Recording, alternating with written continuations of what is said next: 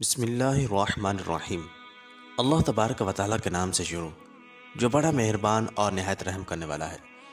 معزز دوستو، آج کی اس ویڈیو کے اندر ہم آپ کو بیان کریں گے کہ جب میت کے ورثاء اس کو قبر کے اندر دفنا کر چلے جاتے ہیں تو قبر کے ابتدائی 24 گھنٹوں کے اندر میت کے ساتھ کیا ہوتا ہے، اور جب میت کے ورثاء میت کو دفنا کر واپس جاتے ہیں تو ایک فرشتہ مٹی کی ایک مٹھی بھر کر ان پر پھینکتا ہے تو ان سے کیا کہتا ہے، اور قبر کی پہلی رات کیسی ہوتی ہے۔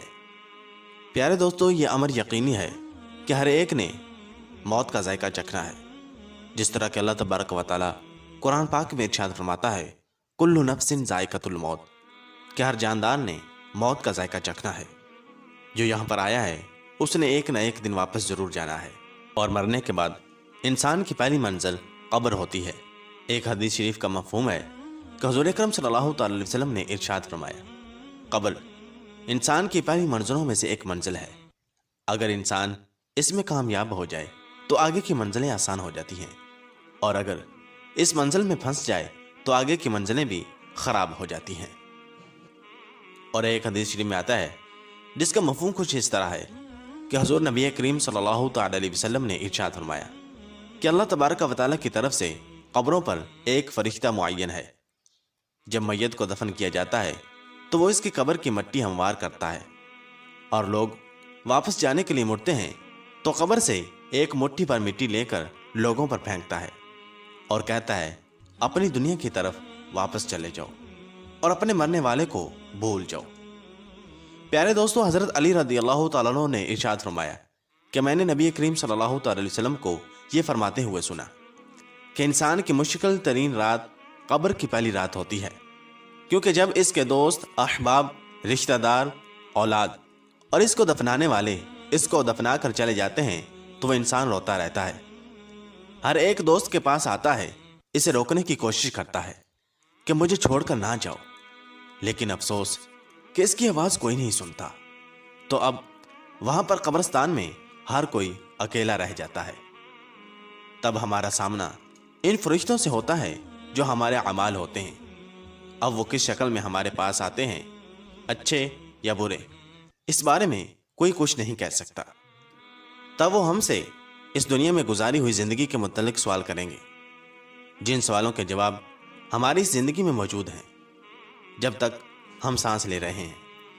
اور ایک حدیث شریف میں آتا ہے جس کا مفہوم کچھ اس طرح ہے کہ رسول اکرم صلی اللہ تعالی علیہ وسلم نے ارشاد فرمایا کہ تم قبرستان جایا کرو، کیونکہ قبرستان موت کو یاد دلاتا ہے، اس سے عبرت حاصل ہوتی ہے۔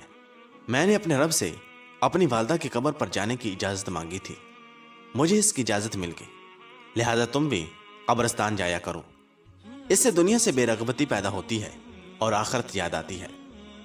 حضرت سیدنا سعید بن مسیب رضی اللہ تعالیٰ عنہ ارشاد فرماتے ہیں کہ ایک مرتبہ ہم مولا کائنات شیر خدا حضرت علی رضی اللہ تعالیٰ عنہ کے ہمراہ مدینہ منورہ کے قبرستان گئے۔ حضرت علی رضی اللہ تعالیٰ عنہ نے قبر والوں کو سلام کیا اور فرمایا اے قبر والوں، تم اپنی خبر بتاؤ گے یا ہم تمہیں بتائیں؟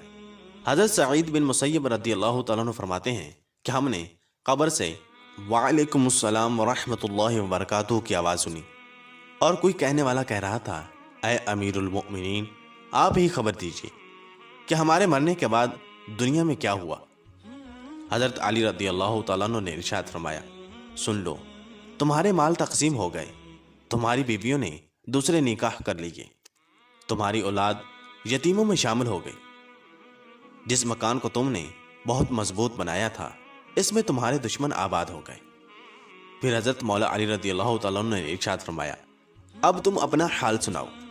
یہ سن کر ایک قبر سے آواز آنے لگی اے امیر المؤمنین، ہمارے کفن پھٹ کر تار تار ہو گئے، ہمارے بال جھڑ کر منتشر ہو گئے، ہماری کھالیں ٹکڑے ٹکڑے ہو گئی، ہماری آنکھیں بہہ کر رخساروں پر آ گئیں، اور ہم نے جو نیک اعمال کیے تھے ان کو پایا، جو کچھ پیچھے چھوڑا اس میں ہمارا نقصان ہوا۔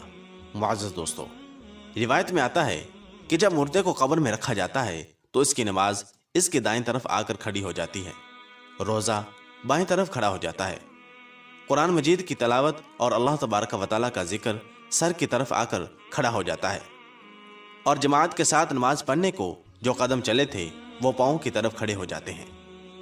जब अज़ाब इस कब्र में अपनी गर्दन निकालता है और मुर्दा तक पहुंचना चाहता है, अगर वो दाईं तरफ से आता है तो इसको नमाज कहती है परे हट। खुदा की कसम, ये शख्स दुनिया में बहुत मुशक्कत और मुसीबत उठाता रहा, अभी इसे ज़रा आराम करने दो।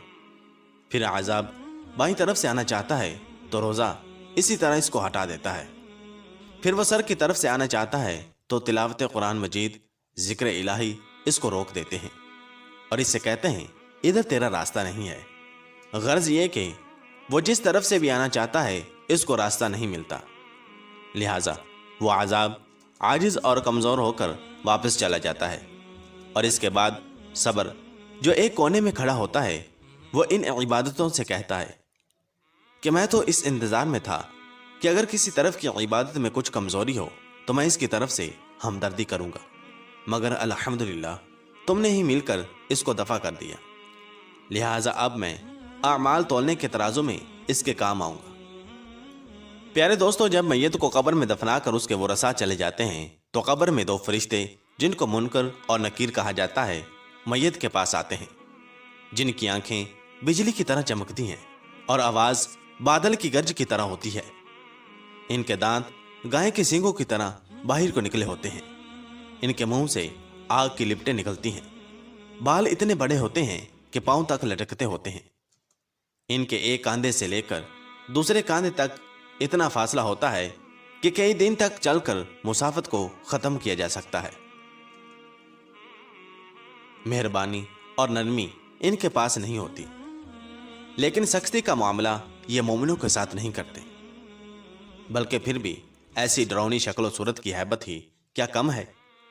प्यारे दोस्तों, इन दोनों के हाथ एक बहुत बड़ा लोहे का हथौड़ा होता है कि जिसको अगर तमाम दुनिया के जिन्नों और इंस मिलकर उठाना चाहें तो उठाना तो दरकिनार इसको हिला भी नहीं सकते। वो आकर मुर्दे से कहते हैं बैठ जा। मुर्दा एकदम उठकर बैठ जाता है और कफन इसके सर से नीचे सरक जाता है। वो सवाल करते हैं तेरा रब कौन है, तेरा दीन क्या है, तेरा नबी कौन है। अगर मुर्दा नेक और मुसलमान होता है तो कहता है मेरा रब अल्लाह तबारक व तआला है जो वहदहू ला शरीक है, मेरा दीन इस्लाम है, मेरे नबी हज़रत मोहम्मद सल्लल्लाहु अलैहि वसल्लम है। ये सुनकर वो दोनों कहते हैं तूने सच कहा। तो इसकी कब्र की दीवारों को सब तरफ से हटा दिया जाता है, जिससे वो चारों तरफ से बहुत वसी हो जाती है। इसके बाद फरिश्ते कहते हैं सर उठाओ। मुर्दा जब ऊपर को सर उठाता है तो इसको एक दरवाज़ा नजर आता है जिसमें जन्नत नजर आती है, और वो कहते हैं ऐ अल्लाह तबारक व तआला के दोस्त, वो जगह तुम्हारी रहने की है, इस वजह से कि तुमने अल्लाह तबारक व तआला की इताअत और फरमाबरदारी की। हदीस पाक में आता है जिसका मफहूम कुछ इस तरह है कि रसूल अकरम सल्लल्लाहु अलैहि वसल्लम ने इरशाद फरमाया कि कसम है उस ज़ात पाक की कि जिसके कब्ज़ा कुदरत में मेरी जान है, कि मुर्दे को उस वक़्त ऐसी खुशी होती है कि जो कभी ख़त्म नहीं होगी। इसके बाद वो फरिश्ते कहते हैं कि अपने पाँव की तरफ देख। जब वो देखता है तो वो दोज़ख का दरवाज़ा नज़र आता है, जिससे दोज़ख का हाल नज़र आता है। वो फरिश्ते कहते हैं कि ऐ अल्लाह तबारक व तआला के दोस्त, तूने इस दरवाजे से निजात पा ली है। उस वक़्त भी बंदे को इस कदर खुशी होती है जो कभी ख़त्म नहीं होगी। इसके बाद इसकी कब्र में 70 दरवाजे जन्नत के खोल दिए जाते हैं, जिनसे वहाँ की ठंडी हवा और खुशबुएं आती रहती हैं और क़यामत तक वो इन्हीं बहारों में रहेगा। प्यारे दोस्तों, कैसी खुश नसीब हो कि वो रूह जिसके साथ अल्लाह तबारक व तआला अपनी मेहरबानी और रहमो करम का सलूक फरमाएगा। नाज़रीन ग्रामी, दूसरी तरफ जब नाफरमान, फासिक व फाजिर, बदकार और काफिर शख्स को कब्र में रखा जाता है तो कब्र इस पर तंग हो जाती है कि इसकी पसलियां दूसरी तरफ की पसलियों में घुस जाती हैं। इस पर काले सांप मुसल्लत कर दिए जाते हैं जो इसकी नाक और पाँव से काटना शुरू करते हैं, यहाँ तक के दरमियान में दोनों तरफ के सांप आकर मिल जाते हैं। फिर इसके पास 2 फरिश्ते जिनका नाम मुनकर और नकीर होता है कब्र में आते हैं। वो आकर पूछते हैं तेरा रब कौन है, तेरा दीन क्या है, तेरा नबी कौन है। वो इनके हर सवाल में जवाब देता है कि मैं कुछ नहीं जानता।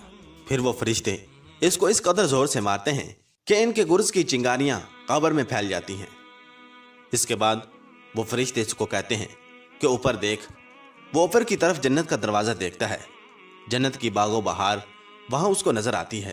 فرشتے اس نافرمان سے کہتے ہیں کہ اے اللہ تبارک و تعالیٰ کے دشمن اور نافرمان، اگر دنیا میں تو اللہ تبارک و تعالیٰ کی اطاعت اور فرمانبرداری کرتا تو یہ تیرا ٹھکانہ ہوتا۔ ایک حدیث میں آتا ہے جس کا مفہوم کچھ اس طرح ہے کہ رسول اکرم صلی اللہ تعالی علیہ وسلم نے ارشاد فرمایا کہ قسم ہے اس ذات پاک کی جس کے قبضہ میں میری جان ہے کہ اس کو اس وقت ایسی حسرت ہوتی ہے کہ اس جیسی حسرت پھر کبھی نہیں ہوگی۔ پھر دوزخ کا دروازہ کھولا جاتا ہے اور وہ فرشتے کہتے ہیں کہ اے اللہ تبارک و تعالیٰ کے دشمن، یہ تیرا ٹھکانہ ہے، اس لیے کہ تو نے اللہ تبارک و تعالیٰ کی نافرمانی کی۔ پھر جہنم کے 70 دروازے اس کی قبر میں کھول دیے جاتے ہیں، جن سے قیامت تک گرم ہوائیں اور دھواں وغیرہ اس کو آتا رہتا ہے۔ الامان والحفیظ۔